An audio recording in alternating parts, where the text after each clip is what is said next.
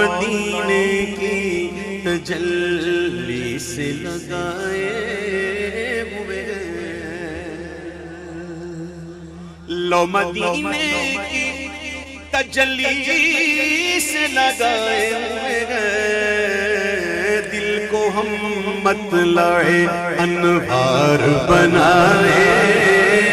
ہوئے ہیں دل کو ہم مطلع دل کو ہم مطلع انوار بنائے ہوئے ہیں اور کشتیاں اپنی کنارے سے لگائے ہوئے ہیں کشتیاں اپنی کنارے سے لگائے ہوئے ہیں کیا وہ ڈوبے جو محمد کے ترائے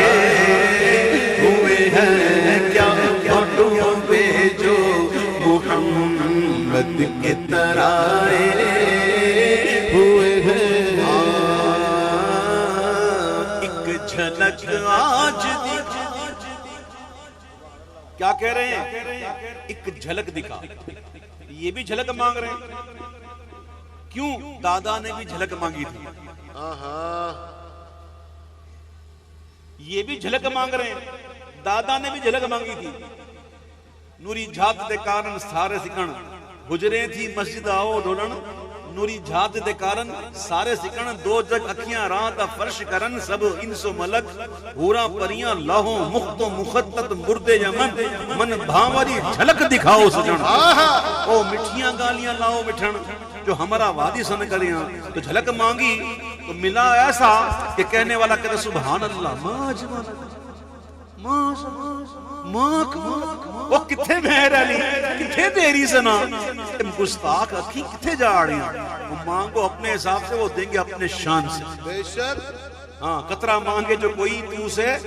دریا دے دے کہتے ہیں کہ ایک جھلک آج دکھا گنبد خضرا کے مکین کچھ بھی ہے دور سے دیدار کو آئے ہوئے ہیں کچھ بھی ہے دور سے دیدار کو آئے ہوئے ہیں اور سر پہ رکھ دیجئے ذرا دست تسلی آقا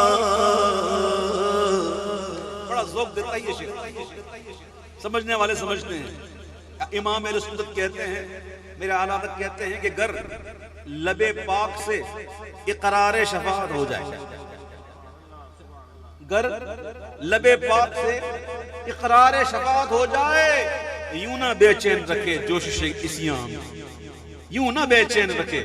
جوشش اسیاں ہم کو تو کہنے والا کہتا ہے کہ سر پہ رکھ دیجئے ذرا دست تسلی آقا غم کے مارے گئے گناہوں کے ستائے ہوئے ہیں غم کے مارے گئے گناہوں کے ستائے ہوئے ہیں غم کے مارے گئے گناہوں کے ستائے ہوئے ہیں معاملہ عجب ہے عاشقوں کا معاملہ عجب ہے یہ سن لو عشق ایسی چیز ہے جو سمجھ میں نہیں آتی ایک بہت ہی بڑے مشہور بزرگ ہیں جو سیدی اعلیٰ حضرت کے اہم اثر تھے اور وہ بھی مجدد تھے حضرت علامہ یوسف نبہانی رحمۃ اللہ علیہ بہت بڑے بزرگ اور عرب میں انہوں نے بڑا کام کیا بڑے تجدیدی کارنامے انہوں نے کیا ان کے بارے میں آتا ہے کہ جب کبھی آپ مدینہ منورہ جاتے تو باہر کھڑے ہو جاتے اندر نہیں جاتے اور باہر سے ہی سلام عرض کرتے لوگوں نے پوچھا کہ حضور کیا بات ہے آپ اندر نہیں جاتے ہو اور باہر کھڑے رہتے ہو تو انہوں نے جواب دیا نا وہ کمال کا جواب دیا وہ کہا بات اصل یہ ہے کہ کتوں کا کام جو ہے نا گھر کے اندر نہیں باہر ہوتا ہے تو نے کہا عشق کا معاملہ ہی عجب ہے وہ ہر ایک کو سمجھ میں آتا ہی نہیں اور عشق کی کیٹیگریز ہوتی ہیں ایک رنگ نہیں ہوتا کئی رنگ ہوتے ہیں، کوئی کس رنگ میں، کوئی کس رنگ میں، کوئی کس کیفیت میں، کوئی کس کیفیت میں۔ پیر نصیر الدین نصیر کہتے ہیں کہ شرم عصیاں سے نہیں سامنے آیا جاتا،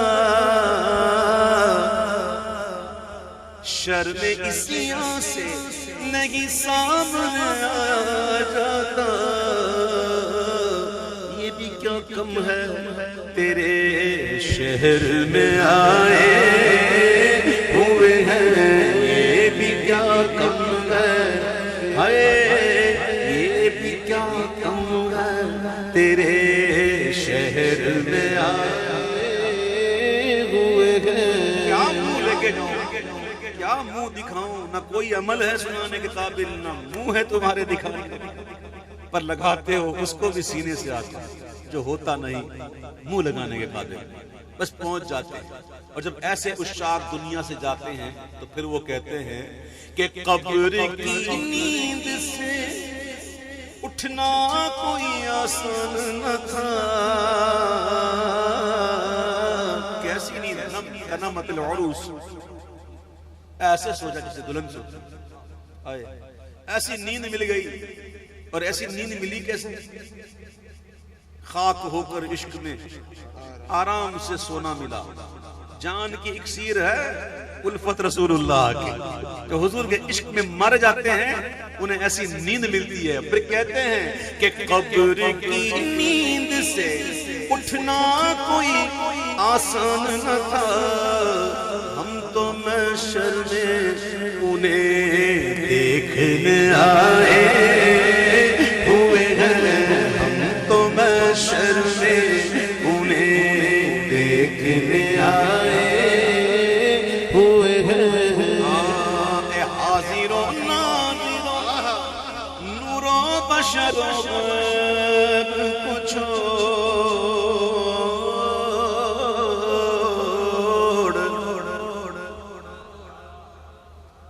حاضر و ناظر نور و بشر و غیب کو چھوڑ،